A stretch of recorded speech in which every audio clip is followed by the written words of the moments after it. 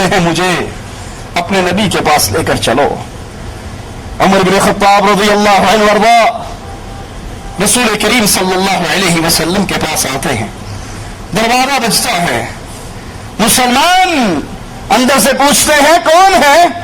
جواب میں کہتے ہیں عمر ہوں.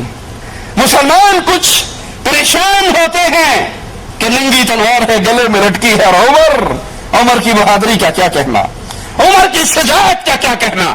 آج کے دور کے ظالم امیر عمر کے ایمان کا بھی انکار کرتے ہیں, اس کی شجاعت کا بھی انکار کرتے ہیں. فاضل علوی ایک شیعہ ذاکر ہے, وہ کہتا ہے اس عمر نے رضی اللہ عنہ وارضا, ابو بکر, عمر, عثمان تینوں نے مل کر کسی کو ایک چاقو بھی نہیں مارا, تو بہن کو مارنے سے تو کوئی بہادر نہیں بنتا. لا حول ولا قوت الا باللہ. جن بندے نا مسرت جگر دی تختی تے فاضل دے لفظ لکھ لے مر جانے یاد رکھے. یہودی اپنے پاس کھچے, کتا نبی آ جائے, یہودی سوچے بھی اگے تا لڈیا نا سائیں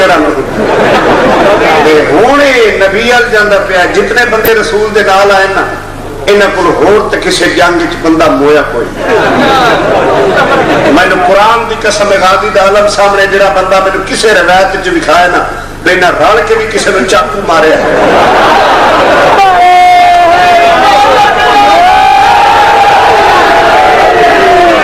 میں مدد چھوڑ دے سا تے وقت بہن نو کٹن نال تے بندہ بہادر نہیں نہ بندا. یہ عمر کے ایمان کے منکر, یہ عمر کی بہادری کے منکر, اور جو صحابہ کے ایمان کا منکر ہے مومن اس کو مومن نہیں مانا کرتے. حمزہ, اللہ کا شیر حمزہ رضی اللہ عنہ وارضا, سید الشہداء حمزہ اندر بیٹھے ہیں.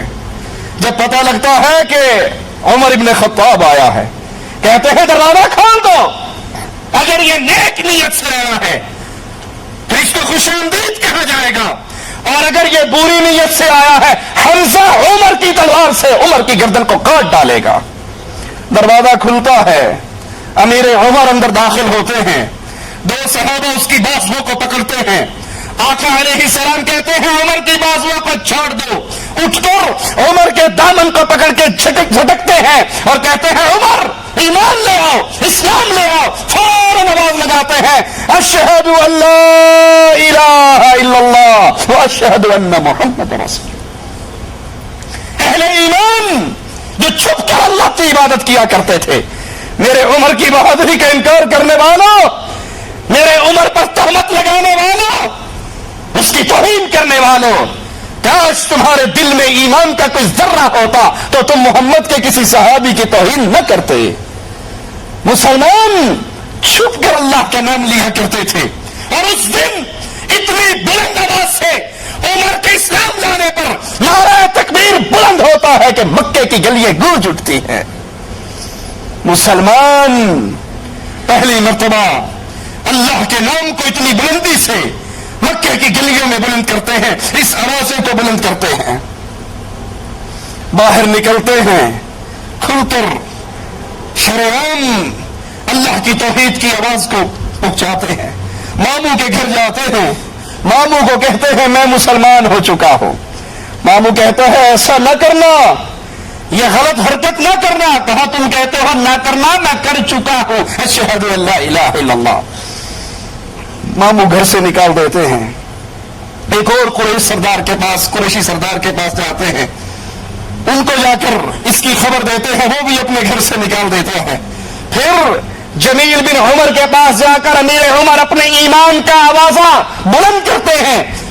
وہ فوراً بھاگتا ہے, خانہ کعبہ میں پہنچتا ہے, قریش قوم موجود ہے, اور ان کے سامنے کہتے ہیں سنو, عمر ابن خطاب بھی محمد کے مریدوں میں شامل ہو چکا ہے. یہ سارے قریشی اٹھتے ہیں, حضرت عمر رضی اللہ عنہ وارضا کو مارنا شروع کر دیتے ہیں. عمر کے ماموں سے یہ منظر دیکھا نہیں جاتا, آج سینے چڑھا کر آتے ہیں, کہتے ہیں سنو, میں عمر کو پناہ دیتا ہوں, آج کے بعد کوئی عمر پہ ہاتھ نہ اٹھائے. لیکن عمر کی غیرت برداشت نہیں کرتی کہ عام مسلمانوں پر ظلم ہو, اور یہ ماموں کی پناہ میں رہیں. ماموں سے کہتے ہیں ماموں میں تیری پناہ کو تیرے حوالے کرتا ہوں, میں اپنے اللہ کی پناہ میں ہوں. ابن عباس رضی اللہ عنہما فرماتے ہیں رسول کریم صلی اللہ علیہ وسلم نے فرمایا تمہیں شک ہے امیر عمر کی شجاعت کا, تو آؤ امیر عمر کی شجاعت کی گواہی کائنات کا عام بندہ نہیں, کائنات کا سب سے عظیم بندہ محمد رسول اللہ دے رہا صلی اللہ علیہ وسلم. میرے ماں باپ قربان ہو جائیں میرے آقا پہ. ابن عباس روایت کرتے ہیں رسول کریم صلی اللہ علیہ وسلم نے فرمایا مجھے کوئی ایسا مہاجر معلوم نہیں جس نے خفیہ طور پر چھپ کر ہجرت نہ کی ہو سوائے عمر ابن خطاب رضی اللہ عنہ کے. ہر مسلمان نے ہجرت کرتے ہوئے خاموشی سے خفیہ طریقے سے چھپ کر ہجرت کی. خود ہمارے امام ہمارے آقا امام الانبیاء بھی غار میں چھپے رہے ابو بکر رضی اللہ عنہ وارضاہ کے ساتھ.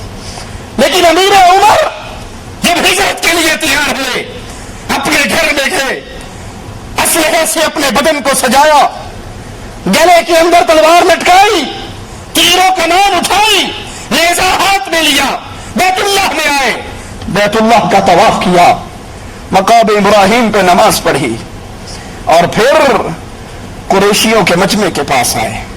کہا سنو خطاب کا بیٹا ہجرت کر رہا ہے, تم میں سے جو اپنی ماں کو رلانا چاہتا ہے, اپنے بیٹے کو ماتم میں مبتلا کرنا چاہتا ہے, اپنی بیوی کو بیوہ کرنا چاہتا ہے, وہ اس وادی کے پار عمر سے آ کر ملے. عمر اعلان کر کے جا رہا ہے میں رسول کے پاس جا رہا ہوں. کسی کافر کو عمر سے ٹکر لینے کی طاقت نہ ملی. وہ عمر رضی اللہ عنہ وارضاہ جن کی بہادری کی گواہی, جن کی شجاعت کی گواہی محمد رسول اللہ صلی اللہ علیہ وسلم نے دی. اور پھر اسلام لانے کے بعد جتنے غزوات ہوئے, جتنی جنگیں ہوئیں, عمر ابن خطاب محمد کریم صلی اللہ علیہ وسلم کے ساتھ رہے. ہر جنگ میں نبی کے ساتھ ہی. یہ عمر اور ابو بکر وہ ہستی ہے جو جنگ میں نبی کے ساتھ ہی, جو امن میں نبی کے ساتھ ہی, جو قبر میں نبی کے ساتھ ہی, جو جنت میں نبی کے ساتھ ہی. تم اگر نبی کو مانتے ہو تو نبی کے دو وزیروں کو ماننا پڑے گا, اور جو نبی کے وزیروں کو نہیں مانتا وہ حقیقت میں محمد کو نہیں مانتا صلی اللہ علیہ وسلم. احد کا معرکہ جب مسلمان ایک پہاڑی پہ پناہ لے لیتے ہیں, ابو سفیان اور عمر کی عزت رضی اللہ عنہ وارضاہ, آپ کا مقام مسلمانوں میں آپ کی شان کتنی تھی, اس کا جواب ایک کافر سردار سے لیتے ہیں. احد کے اندر ابو سفیان آتا ہے, آواز لگاتا ہے, ابھی تک کفار کی صف میں ہے, کلمہ نصیب نہیں ہوا. کہتے ہیں محمد زندہ ہے صلی اللہ علیہ وسلم. آقا نے کہا خاموش رہو, کوئی جواب نہ دے. ابو سفیان میرے نبی کا نام لینے کے بعد پھر یہ نہیں پوچھتا علی زندہ ہے, عباس زندہ ہے, حسن زندہ ہے, حسین زندہ ہے, پوچھا محمد زندہ ہے, جواب نہیں ملا. فوراً کہا ابو بکر زندہ ہے. وہ بھی جانتا تھا محمد کے بعد مقام ہے تو ابو بکر کا ہے رضی اللہ عنہ وارضاہ. خاموشی رہی. پھر پوچھتا ہے عمر زندہ ہے یا مارا گیا, جواب نہیں ملتا. کنارہ لگاتا ہے. آقا کہتے ہیں خطاب کے بیٹے جواب دو. کہا رسول کریم کیا جواب دوں. کہا اس نے کنارہ لگایا, تم اللہ کی عزت کا نعرہ لگاؤ, کہو اللہ ہمارا مولا ہے, تمہارا کوئی مولا نہیں ہے. ابو سفیان کے سوالوں کا جواب مسلمانوں میں سے عمر بن خطاب رضی اللہ عنہ دیتے. اگر عمر کی خدمات کو ذکر کرنا شروع کریں, ایک درس نہیں راتیں گزر جائیں, عمر کی خدمات اور عمر کو مسلمانوں پہ احسان کے واقعات ختم نہیں ہو سکتے. قرآن کریم کی کو جمع کرنا, اگرچہ اس کا آغاز ابو بکر صدیق رضی اللہ عنہ کی خلافت میں ہوا, لیکن اس کا مشورہ حضرت عمر نے دیا تھا. اس کا مشورہ امیر المومنین کے سامنے یہ تجویز حضرت عمر کی تھی.